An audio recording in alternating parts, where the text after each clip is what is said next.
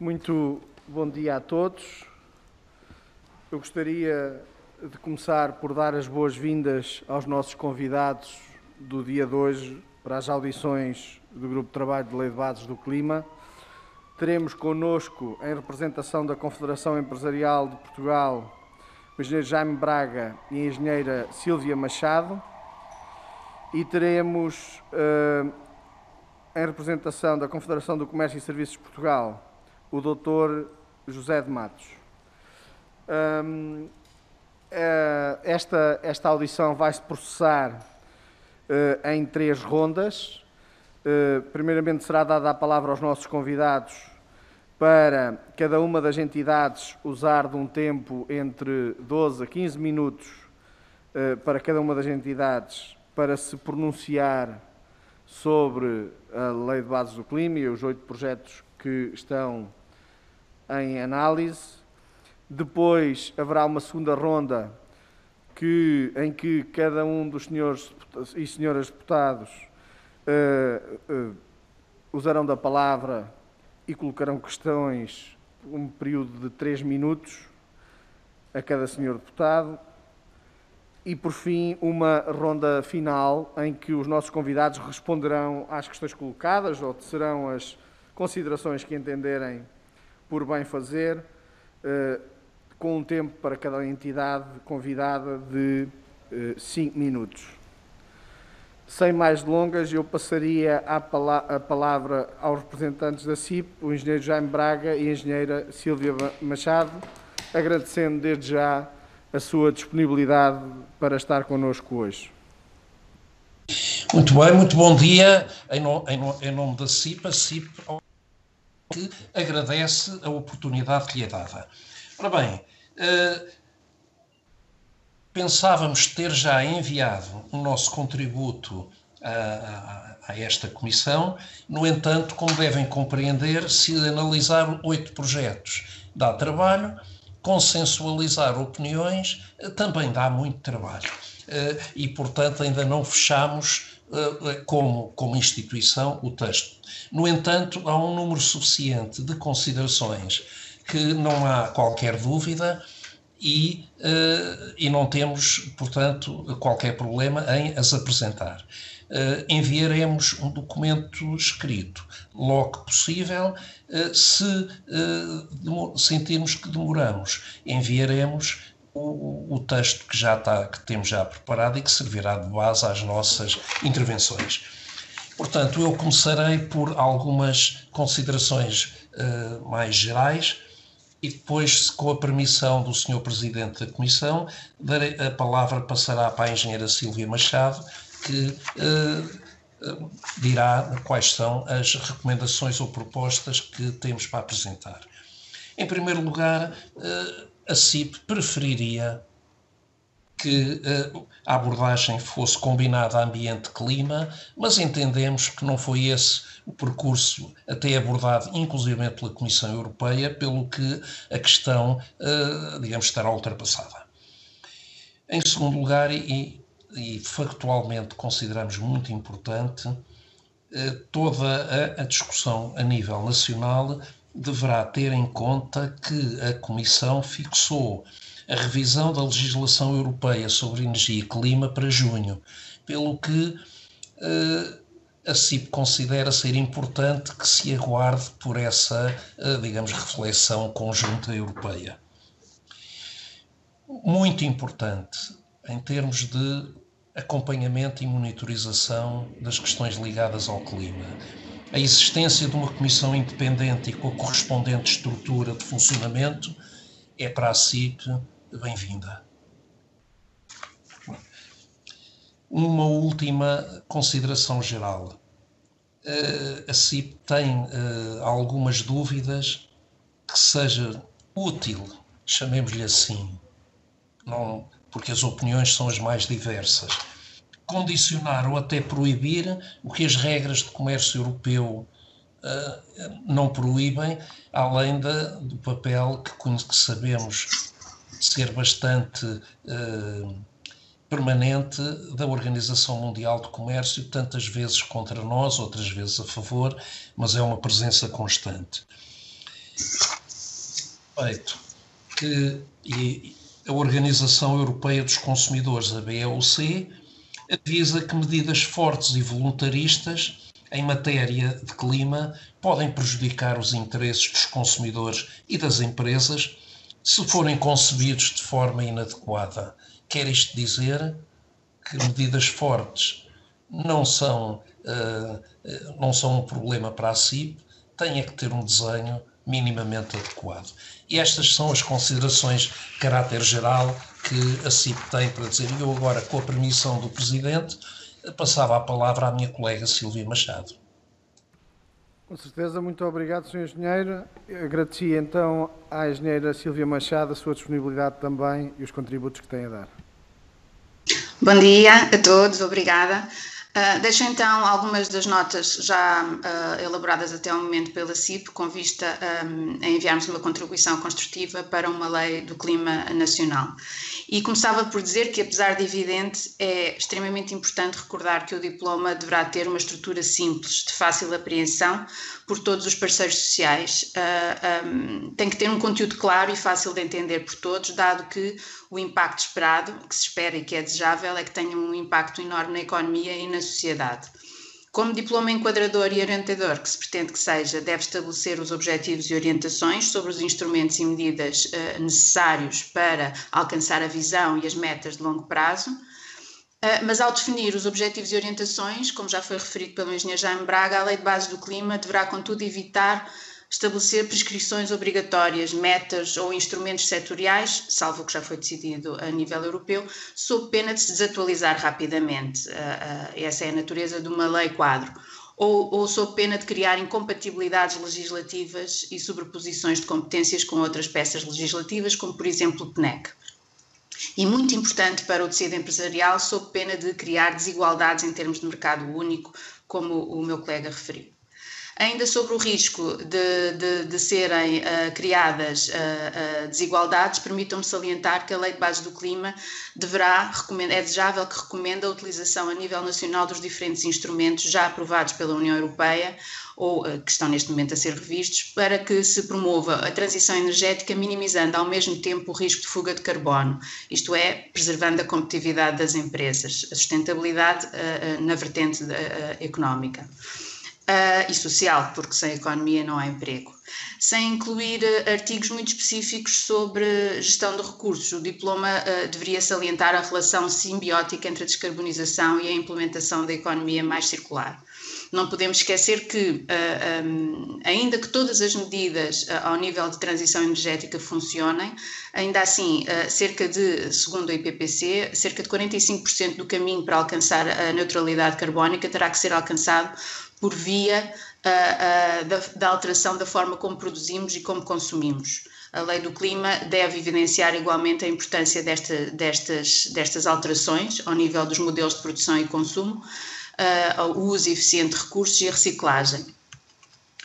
Um dos desafios desta lei será certamente assegurar a coerência necessária entre todas as políticas para alcançar as metas de redução de emissões de CO2 e para melhorar a resiliência da economia.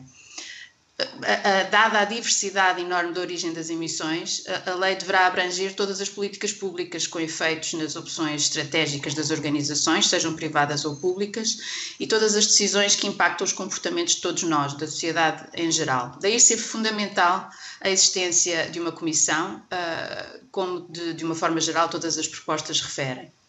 A Lei do Clima tem que incluir também especificações claras quanto ao processo de monitorização e avaliação da sua implementação, assim como dos vários agentes envolvidos e dos indicadores relevantes que permitam fazer periodicamente essa avaliação e avaliar se é necessário introduzir novas medidas para corrigir algum desvio das metas definidas.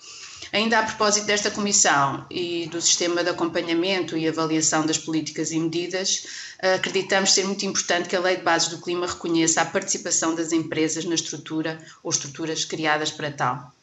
A responsabilidade da Lei do Clima e da sua implementação e monitorização não deve ficar apenas no Ministério, como já reconhecido, assim como não pode ficar apenas na esfera governamental ou de painéis de cientistas e especialistas. Além destes todos, qualquer comissão ou outro tipo de estrutura deverá incluir também representantes da sociedade civil e dos setores económicos.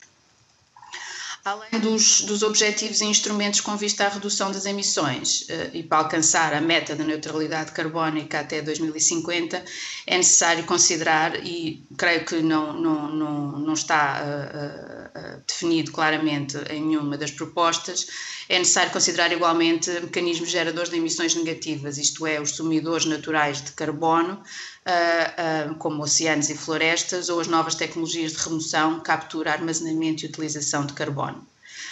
Finalmente, uma nota só para relembrar que a Lei do Clima deve indicar claramente quais os instrumentos já em vigor sobre os quais tem impacto, prevendo a eventual e natural necessidade da sua revisão, de forma a garantir a tal desejada coerência entre as várias políticas para que convirjam todas para o alcance da neutralidade carbónica até 2050.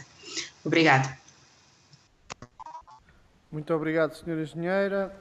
Eu passo agora a palavra ao Dr. José Matos, da Confederação de Comércio e Serviços de Portugal, agradecendo também desde já a sua disponibilidade e os seus contributos para o trabalho deste grupo. Muito bom dia. Muito obrigado pela oportunidade que nos é dada de participar nesta discussão. Eu vou ser relativamente breve, porque os meus colegas da CIP já mencionaram no essencial aquilo que são posições que subscrevemos e que, aliás, estão de acordo com o parecer emitido pelo CNADES, que nós somos membros e que também aprovámos o respectivo parecer. Julgo que ontem mesmo houve uma audição do CNADES e, portanto, estará bem fresco aquilo que é o parecer e que, de uma forma geral, também foi, e sem querer entrar em pormenores, também foi aqui referido nos aspectos essenciais pelos meus colegas da CIP. Eu ia apenas salientar, porque não terão sido falados, 3 ou 4 tópicos que nos preocupam, mais especialmente a área do comércio e dos serviços, e repisar 3 aspectos que consideramos fundamentais, embora já tenham sido referidos e estejam também no parecer do CNADES. Um deles é a questão de alinhamento com aquilo que são os objetivos fixados ao nível europeu. E, portanto, isto é extremamente importante, quer em termos de objetivos, quer, como foi referido também, a nível de regras. Portanto, o fixar... há um certo voluntarismo, muitas vezes, que nós temos de fixar metas e regras muito específicas, mas nós estamos num mundo que está globalizado e estamos num espaço europeu integrado e não é bom para Portugal, não é bom para os agentes económicos, não fomenta a competitividade se tivermos regras diferentes, sejam de caráter impositivo que sejam diferentes. Portanto, devemos evitá-lo e devemos enquadrar-nos naquilo que é as opções feitas ao nível internacional e ao nível europeu. Até porque somos uma economia cada vez mais aberta e temos que ter isso em devida consideração. O outro aspecto que queria salientar, e que também já foi referido, é a da previsão de uma comissão independente que acompanhe a lei do clima nos seus objetivos e sobretudo, depois dos instrumentos de caráter setorial que venham a ser definidos no âmbito da lei do clima. É absolutamente necessário que essa comissão independente seja prevista desde o início. Porquê? Porque nós temos claramente um problema, até somos bons a planear, mas temos um problema de execução e de realização e, portanto, esse órgão independente, como já foi também evidente noutras áreas da vida nacional, são muito importantes e são um bom apoio, inclusivamente, para os próprios governos. Queria, no entanto, salientar alguns aspectos nos quais me parece que esta lei do clima deve ter particular foco, isto na perspectiva do comércio. Um deles já aqui falado também é o da economia circular. Para nós, na área do comércio e serviços, os princípios da economia circular são fundamentais. Aliás, nós acompanhamos atualmente a implementação de algumas medidas na área do comércio e retalho, mas é transversal, quer seja no comércio e retalho, quer seja nos serviços. Os princípios da economia circular são princípios de boa utilização de recursos, são princípios de redução de resíduos e são fundamentais para a eficiência das várias atividades económicas e, portanto, para nós são essenciais. E, portanto, a Lei do Clima deve ter especial atenção aos princípios da economia circular e a políticas que promovam uma economia circular. A outra é a da fiscalidade verde. A fiscalidade verde, que já existe, tem muito mais possibilidades de aplicação e é preferível a medidas impositivas e restritivas, desde que, obviamente, haja um cuidado de compensação de forma a que, digamos que, não haja agravamento da fiscalidade. Outro ainda é o do orçamento de carbono. O orçamento de carbono é muito importante porque nós todos os dias temos em debate na nossa vida pública questões que não estão submetidas a um verdadeiro orçamento de carbono. E, portanto, as opções são muitas vezes feitas em função de outros parâmetros, que são extremamente importantes. A sustentabilidade é feito por outros parâmetros também, mas um orçamento de carbono a nível nacional seria importante para balizar muitas das intervenções que existem. Sei lá, por exemplo, a discussão atual do aeroporto, ou de fazer um novo aeroporto, qual aeroporto, utilizar um que já existe, ou utilizar o aeroporto de Beja prolongando modernizando mais 30 ou 40 quilómetros de linha de comboio, coisas desse género, devem ser consideradas dentro de um orçamento de carbono. Por último, referir apenas que temos particular atenção aos aspectos ligados ao território, seja ao nível das cidades e dos sistemas urbanos, seja ao nível dos serviços de ecossistema. Isso é importante, o comércio e os serviços desenvolvem-se na cidade. Em termos de ambiente, o desenho dos sistemas urbanos, quer seja em termos de mobilidade, quer seja do planeamento urbanístico, da localização dos edifícios, da forma como se constroem e reabilitam edifícios, são extremamente importantes e deverão ser considerados também numa lei de clima. Os serviços de ecossistema são essenciais para prevenir não só a manutenção da estrutura natural, da paisagem natural, mas também para garantir a fixação de população no território do interior norte e do interior centro, sobretudo, e também para prevenir os incêndios florestais e tudo mais. Portanto, têm que ser considerados. Tudo isto tem que ser compaginado. Nós, hoje em dia, temos o Fundo Ambiental a apoiar transportes, sobretudo os espaços de transportes, mas, por exemplo, depois terá de ser considerada de outra forma o transporte, a evolução do transporte público de mercadorias, do transporte público rodoviário de passageiros, são, obviamente, que caem no âmbito de políticas setoriais, mas que têm que ser balanceadas dentro dos objetivos de clima, sob pena de nós continuarmos, por exemplo, isso foi referido no parecer do CNADES, a comprar veículos em segunda mão mais poluentes, porque os veículos menos poluentes, ou os veículos elétricos, não há possibilidade de os comprar para os preços que são praticados, e muitos deles acabam ser por concurso público nos próprios transportes. E ficava por aqui e estava disponível depois para responder a quaisquer questões, mas repetia, nós, de certa maneira, revemos-nos no parecer que foi apresentado pelo CNADES. Muito obrigado. Muito obrigado, Sr. Engenheiro. Passamos de imediato à segunda ronda. Dava a palavra desde já ao Sr. Deputado João Nicolau, do Partido Socialista. Bom dia, estão-me a ouvir? Perfeitamente, Sr. Deputado. Ok, muito obrigado, Sr. Coordenador.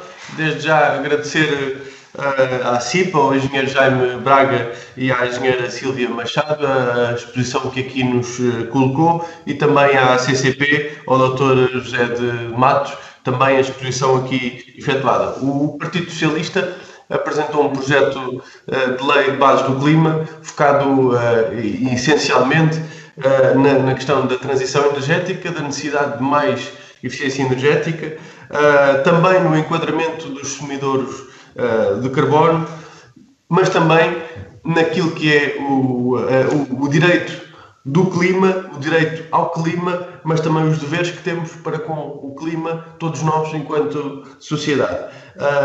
E referindo concretamente ao projeto de lei do Partido Socialista, achámos interessante, importante, colocar metas ambiciosas, mas que fiquem, de facto, inscritas para que vinculem, de facto, o país à necessária redução carbónica. Eu ouvi atentamente e tirei muitas notas, quer da intervenção da CIP, quer da CCP, muitos dos considerandos que partilhamos completamente a visão aqui apresentada, desde logo a necessidade de garantir uma competitividade empresarial neste quadro de transição climática e transição energética, também de migrarmos para uma economia cada vez mais circular e também a questão da inclusão de representantes do setor económico, quer da indústria, do comércio e serviços, nos painéis de acompanhamento da aplicação da respectiva lei climática. Por outro lado, dizer-vos que as metas concretas e setoriais estão descritas no roteiro da neutralidade carbónica e foi lá que o Partido Socialista se baseou para referir as metas. Partilhamos da preocupação relativamente à possível desatualização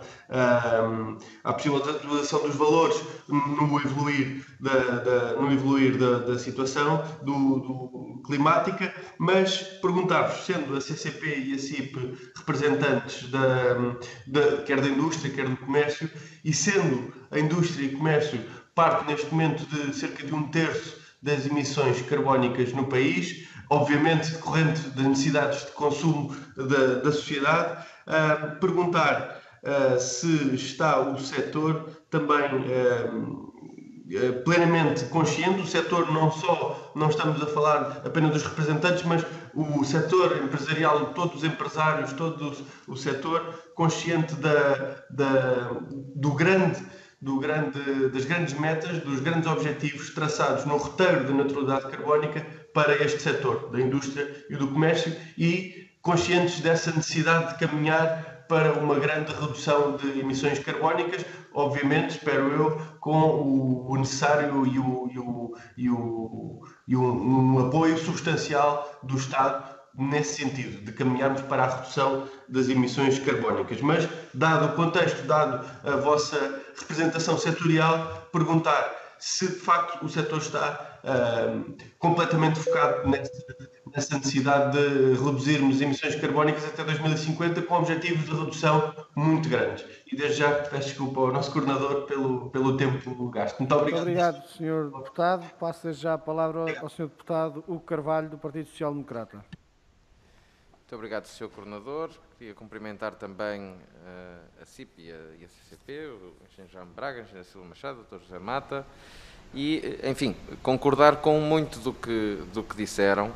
O PSD, na sua proposta de lei de bases do clima, compreendeu muito do que disseram, também enfim, tem estado a trabalhar com muitas entidades e, portanto, tudo o que tem a ver com a complementaridade da lei com o edifício legislativo português, com a imposição de targets, de metas, em ciclos impostos que sejam feitos impostos pela lei do clima e feitos sem que ela tenha o que quer que seja que a possa desatualizar automaticamente e, portanto, ter uma estratégia de metas para o clima, de mitigação e adaptação, de metas a médio e longo prazo, que aposte nos conceitos de neutralidade climática, da monitorização, que imponham um conselho independente, como também aqui falaram, para a ação climática, inclusivamente que cria um portal da ação climática, que cria a obrigatoriedade de termos um relatório do estado do clima todos os anos, sobre o qual nos possamos debruçar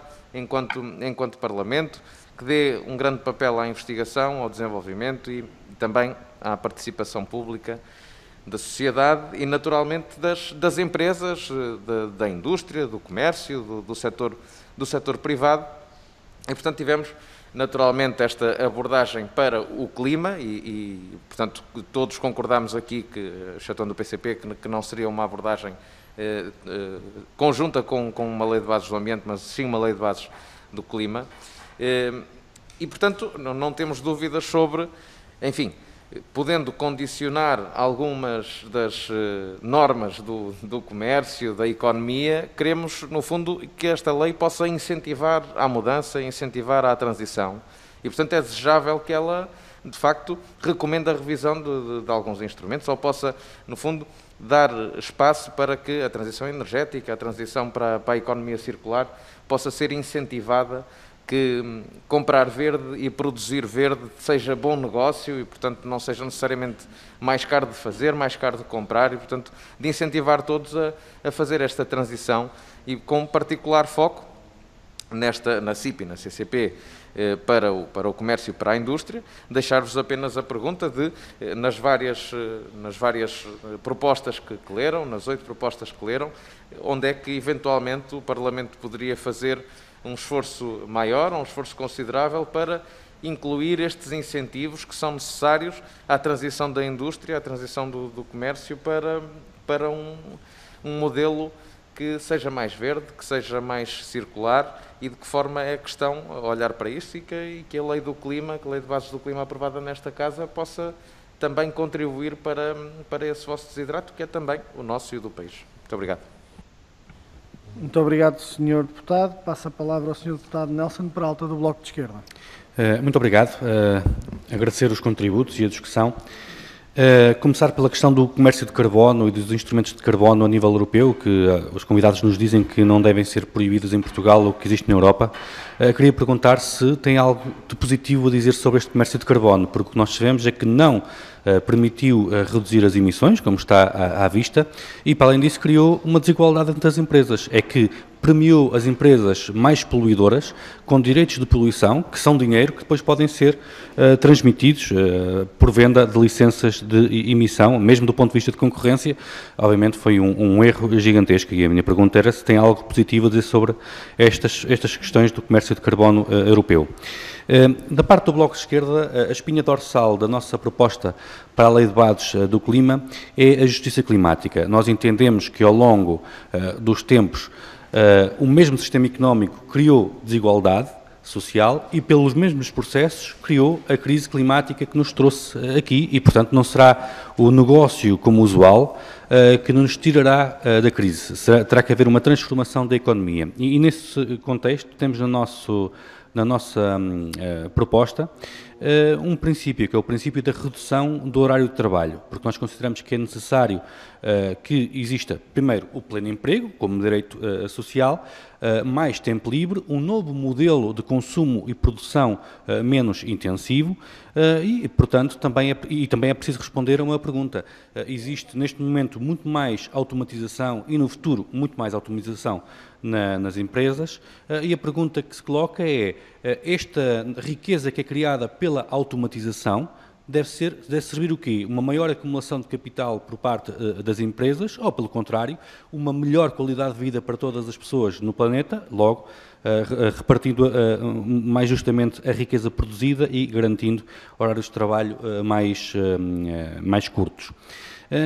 Falou-se também das novas tecnologias de captura de carbono. Aquilo que nós sabemos é que as novas tecnologias de captura de carbono são, em grande medida, um engodo, mesmo os mecanismos de compensação, porque pode existir um desastre natural, por exemplo, um incêndio, e nós, infelizmente, o nosso território é muito suscetível a incêndios, e aquilo que seria uma medida de compensação deixou de existir. Portanto, a pergunta que eu faço é se consideram que a crise climática se resolve com medidas de compensação, isto é, a economia e as empresas continuam a trabalhar exatamente como até aqui, plantando uma floresta ou fazendo fornos solares noutra zona do planeta, mas quando existe um problema qualquer, lá se vai a compensação e mantemos a estrutura da economia, ou se pelo contrário, o que nós precisamos é de transformar a economia no sentido de haver mais igualdade social, mais repartição da riqueza produzida e também responder à crise climática. Aliás, podem dizer que o Bloco de Esquerda é utópico nos seus objetivos, mas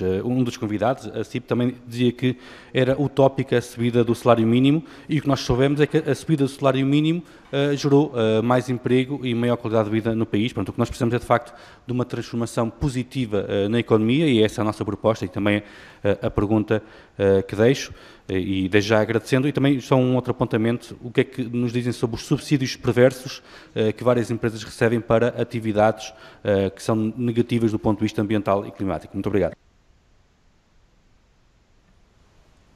Muito obrigado, Sr. Deputado. Vamos só verificar se temos mais inscrições dos senhores deputados que nos seguem por plataforma digital. Não havendo, agradeço as intervenções dos senhores deputados e passo de imediato à última ronda, pedindo aos nossos convidados que se pronunciem e teçam os comentários que lhes aprovier relativamente a estas questões colocadas pelos senhores deputados ou outras considerações que queiram fazer para finalizar os seus contributos. Passo a palavra aos nossos representantes da CIP, agradecendo a vossa disponibilidade. Muito obrigado. Bem, muito obrigado. Passarei a responder tanto quanto possível aos desafios que foram lançados em boa hora pelos senhores deputados. Peço também que a minha colega Silvia Machado intervenha se entender necessário, porque, como é natural, nenhum de nós consegue dizer tudo. Em primeiro lugar, a intervenção do Sr. Deputado José Nicolau do PS, em que agradecemos o acordo à participação dos cidadãos e das atividades económicas numa eventual comissão, é realmente prudente e um exercício de democracia. Como é fácil de prever, lemos bem que querem metas inscritas, mas na opinião da CIP, isso não é obrigatório, não tem que estar numa lei de bases com grande detalhe. Para isso servem os acordos com a União Europeia e servem as resoluções do Conselho de Ministros ou os programas que são também vinculativos e são ajustados de uma maneira muito mais flexível. Pretendemos que uma lei de bases, tal como a Lei de Bases do Ambiente de 1987, possa durar um período suficiente. Já não temos a ilusão de que possa durar 40 anos como a Lei de Bases do Ambiente, mas pelo menos mais de 10 e resistir àquela meta de 2030 que todos temos em mente. Agora, se o setor está consciente dos grandes objetivos, eu vou apenas dar um exemplo. Entre 2005 e 2019, a indústria extrativa e transformadora, que é o que eu posso diretamente falar neste momento, reduziu os seus consumos em 30% e reduziu as suas emissões em 37%. Ou seja, isto é a prova da consciência. Posso também adiantar que, como um mero exemplo, devíamos ter sido mais assertivos, ou seja, se me permitem a expressão, falar menos no geral e mais analisando as situações. Seria imediatamente possível reduzir as emissões da indústria em mais 20% ou 30%, se se entrasse em acordo, por exemplo, com a indústria cimenteira para substituir o uso do coque de petróleo, ou se tomasse uma medida tão simples como incentivar a erradicação das 80 mil toneladas de fuel óleo que ainda se consomem e que poderiam ser facilmente substituídas por outros combustíveis. Igualmente nos transportes, numa análise a 30 anos, o que é que se verifica? Que, independentemente das legislaturas ou dos programas, o transporte rodoviário não cessa de aumentar a sua influência. A ferrovia, não há programas para aumentar, sobretudo a ferrovia de passageiros e sobretudo de mercadorias. Não? E quanto à navegação costeira, então isso nem se fala. Ou seja, há tanto a fazer sem ser necessário medidas disruptivas. Quanto às observações do Sr. Deputado Carvalho do PSD, agradeço as palavras de relativo acordo. É evidente que, com mais vontade ou menos, como está traçado, e temos mesmo que ir para uma redução drástica das emissões, com a esperança de podermos a prazo ter a neutralidade carbónica, mas cuidado, a neutralidade carbónica só é útil no mundo inteiro. Só na Europa a CIP tem alguma dúvida que seja útil. Não devemos ser totalmente masoquistas, devemos ter os olhos abertos. Não quer dizer contrariar, quer dizer apenas olhos abertos. Onde é que o Parlamento deve atuar na Lei de Bases do Clima? Deve prever, muito simplesmente, que é melhor incentivar, mesmo que os incentivos sejam negativos, do que proibir. Deve prever a participação de todos, porque a luta pela neutralidade carbónica e pelo clima deve incluir todos. Não se deve acusar culpados ou responsáveis, porque todos existem. Quanto à intervenção do Sr. Deputado Nelson Peralta do Bloco de Esquerda, são naturais os desacordos. Posso dizer, e eu aí deixava para a engenheira Silvia Machado a questão do comércio europeu de licenças de emissão, porque ela desde há mais de 20 anos, há 20 anos que trata deste assunto. Devo dizer que a economia gerou a crise. Vamos ver, pois é evidente que é fácil apontar culpados. A pergunta é se outro modelo não criaria outros resultados perversos. Quanto à captura de carbono, um engodo completamente em desacordo. Tudo é necessário na luta carbónica, não basta a ditadura do carbono. É preciso lançar mão de tudo o que o saber humano...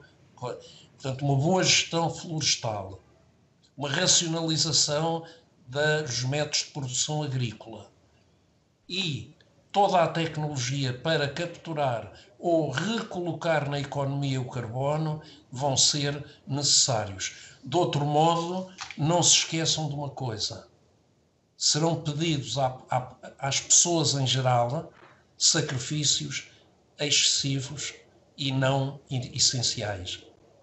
Confiem na tecnologia, porque ela deve ser posta ao serviço da viabilidade da nossa vida em sociedade. Quanto aos subsídios perversos, aí não apanha a CIP desprevenida. É evidente que há subsídios, não lhes chamo perversos, são subsídios que existem na Europa e, portanto, eliminá-los unilateralmente em Portugal é criar pobreza inútil. A luta tem que ser europeia, não pode ser nacional. Temos que ser prudentes nesse ponto. E aí devo dizer que, por exemplo, a questão que foi, de alguma maneira, dolorosa. Da das centrais a carvão revelou-se relativamente pacífica, a economia, pelos vistos, funcionou. Não sendo necessário proibições absolutas.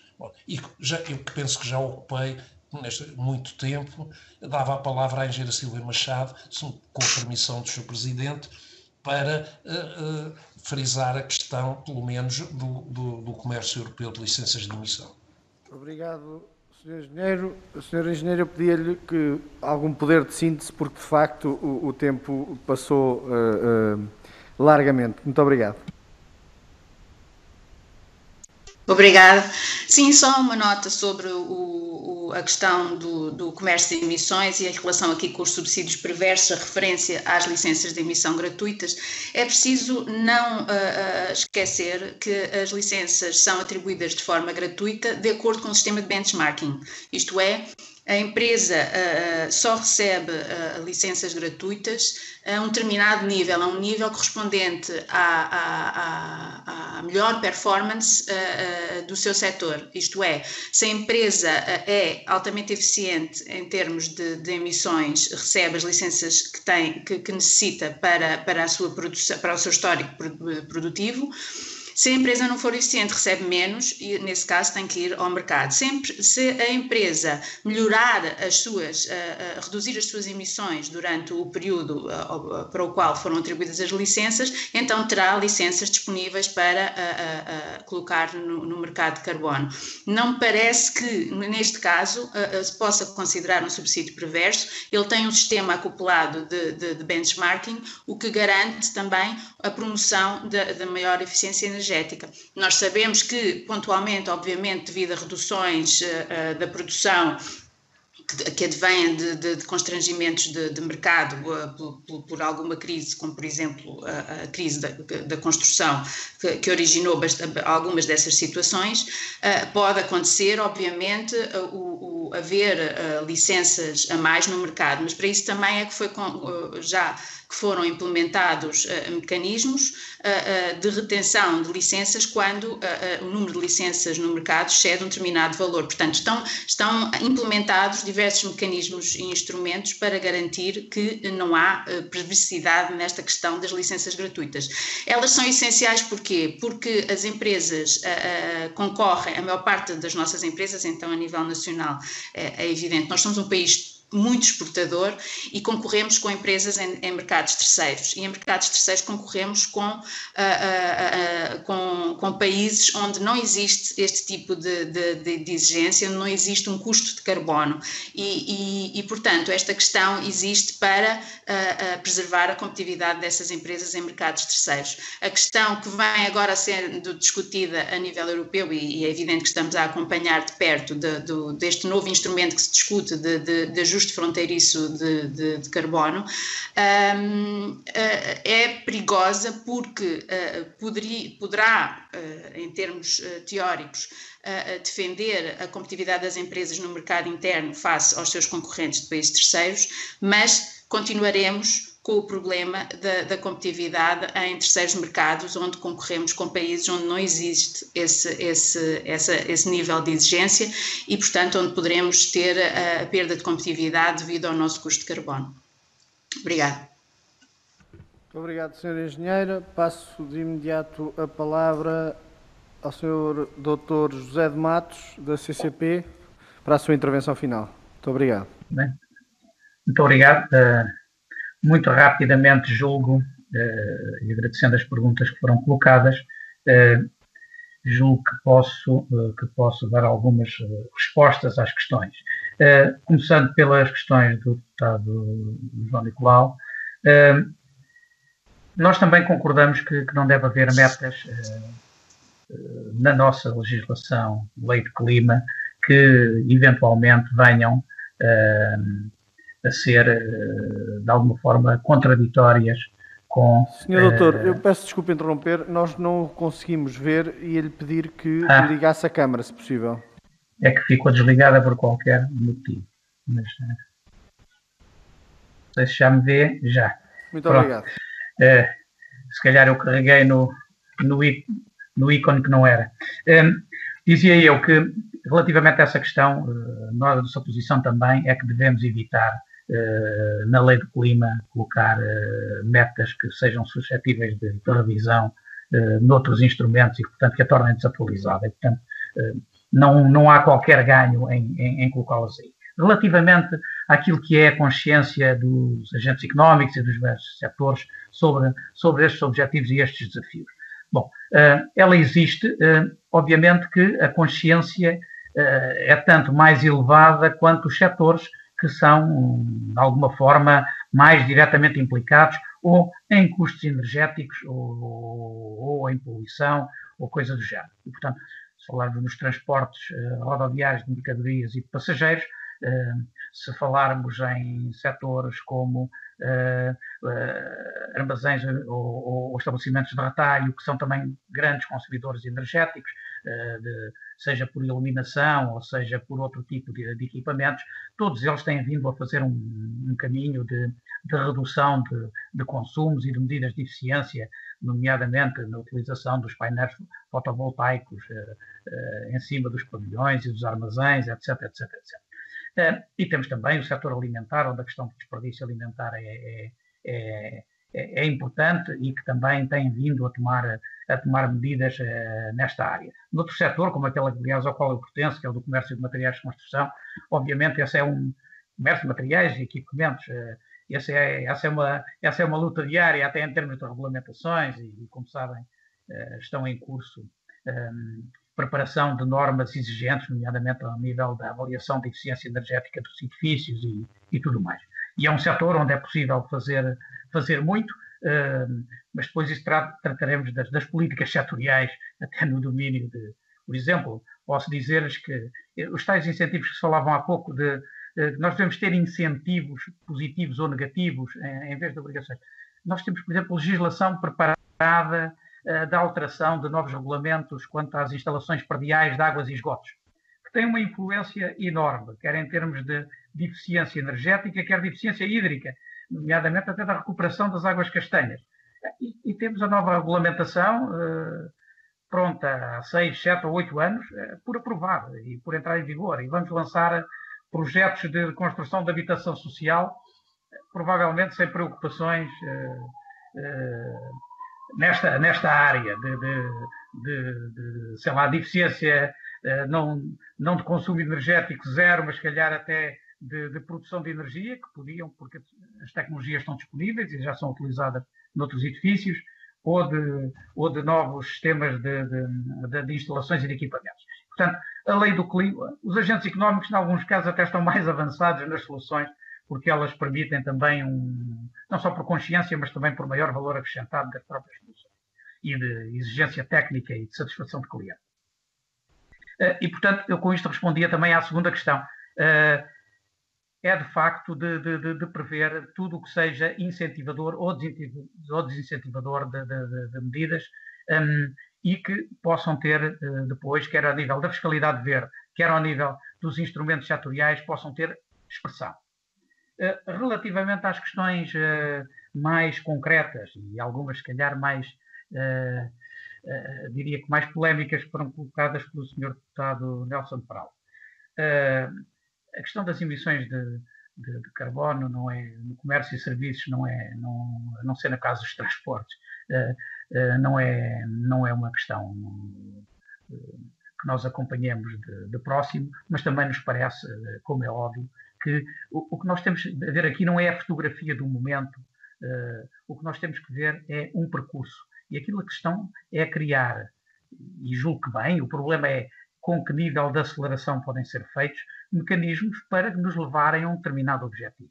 E, portanto, nós não podemos alterar de um momento para o outro as tecnologias existentes, porque nós temos os outros fatores de sustentabilidade. Nós temos que manter os empregos, temos que manter a economia a funcionar, temos que manter a satisfação, temos que manter a entrega de produtos e serviços às pessoas. E, portanto, não podemos ser absolutamente disruptivos.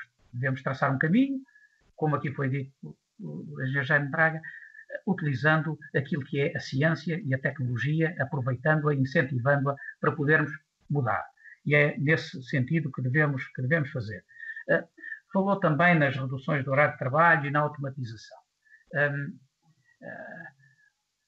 Ora bem, esse é um caminho normal que a ciência e a tecnologia nos vão trazer e nos vão alterarem muito as condições em que se trabalha. E acho que estas adaptações sociais também têm a ver com... Nós vimos agora com a pandemia como se alterou, e em alguns casos até de forma mostrando possibilidades que antes não estávamos a ver, possibilidades de alterar a forma como se organiza o trabalho. E, obviamente, os incentivos devem ser dados no sentido certo. Porque quando nós falamos em incorporação tecnológica em algumas atividades, estamos a falar em investimentos de capital muito fortes. E o nosso país não é propriamente um país onde o capital é abundante, por razões que conhecemos. E onde os incentivos ao investimento em capital que possam facilitar as condições de prestação de trabalho também não são fáceis. E os próprios setores têm percursos. Eu respondi-lhe, por exemplo, com o exemplo da construção, a que nós estamos ligados, porque os materiais, os produtos também estamos envolvidos na instalação e na reparação e em tudo mais. É um dos setores talvez mais duros da utilização de mão de obra e de mão de obra menos qualificada. E começa cada vez mais a ser possível, e todas as orientações a nível das próprias políticas da União Europeia são para uma industrialização do processo de construção. Isto é, com a preparação não no sítio, não na obra, dos componentes das próprias construções, implicando construção diferente, com características diferentes de módulos, etc. E tudo isso altera as condições em que o trabalho vai ser prestado no futuro, mas também requer maiores qualificações e outras utilizações de equipamento. Mas também é importante que o próprio cliente, consumidor final, se quiser, o utilizador, também acredite nas novas soluções tecnológicas, na forma de construir ou na forma de reparar. Portanto, isto é um processo. As leis, os instrumentos, os incentivos devem ser atentos, e por isso as comissões onde entrem as atividades independentes, onde entrem as atividades económicas, os cientistas são importantes para o acompanhamento, sobretudo dos instrumentos que permitem a aplicação das orientações gerais e dos objetivos que são fixados em lei. Muito obrigado pela vossa atenção. Muito obrigado, Sr. Doutor. Eu gostaria de agradecer a todos os nossos convidados de hoje por todos os contributos que nos deram. É a intenção deste grupo de trabalho ver concluído este processo de especialidade da Lei de Bases do Clima até ao final da ação legislativa e, graças aos vossos contributos, estamos agora um bocadinho mais próximo desse objetivo. Muito obrigado pela vossa disponibilidade e esperamos voltar a ter os vossos contributos numa próxima oportunidade. Senhores deputados, se calhar dávamos apenas aqui alguns segundos para que os nossos convidados possam abandonar a reunião e seguiríamos de imediato para o ponto 2. Peço-vos apenas uns minutos para debatermos aqui outros assuntos.